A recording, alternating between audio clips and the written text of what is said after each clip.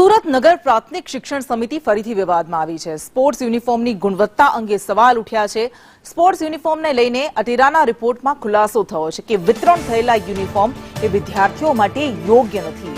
1,92,000 sports યુનિફોર્મનો order આપવામાં આવ્યો હતો, પરંતુ ટી શર્ટની બસ્ટિંગ સ્ટ્રેન્થ એ 346 પીએસઆઈ હોવી જોઈએ। આ અટેરા ટેસ્ટમાં સ્ટ્રેન્થ માત્ર 258 પીએસઆઈ જોવા મળી છે। શિક્ષણ સમિતિના ચેરમેન જો કે આ રિપોર્ટના દાવામાં લૂલો બચાવ કરી રહ્યા છે। એના જવાબમાં સમિતિને સ્કૂલોને બદનામ કરવામાં આવી રહી છે એવું ચેરમેનનું કહેવું છે। હાલમાં જે રિપોર્ટ ફરી રહ્યો છે એ કદાચના કોઈ બીજા જ યુનિફોર્મનું ટેસ્ટિંગ કરાવીને એને આ રિપોર્ટ ફેરવ્યો એવું લાગે છે મને।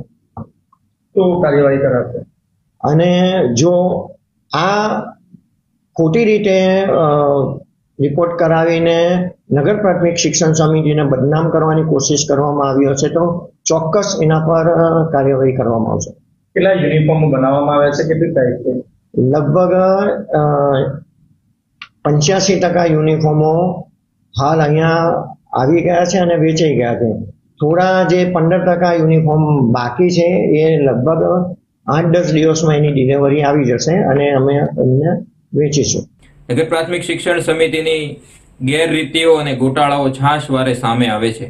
નગર પ્રાથમિક શિક્ષણ સમિતિઓના વહીવટદારોએ તો પ્રજાના પૈસાનું, પોતાના પૈસા તો ખર્ચવાના પણ નથી, પ્રજાના પૈસાનું વ્યવસ્થાપન કરવાનું છે, મેનેજમેન્ટ કરવાનું છે, એમાંથી સેવા કરવાની છે, છતાં પણ એમાં ગેરરીતિઓ કરે છે।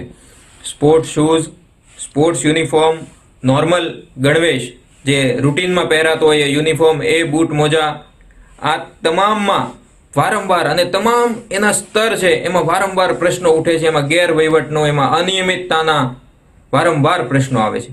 એના ખરીદ પ્રક્રિયાને લઈને હોય, એના વિતરણને લઈને હોય, એની ગુણવત્તાને લઈને હોય, એના ટેસ્ટિંગને લઈને હોય।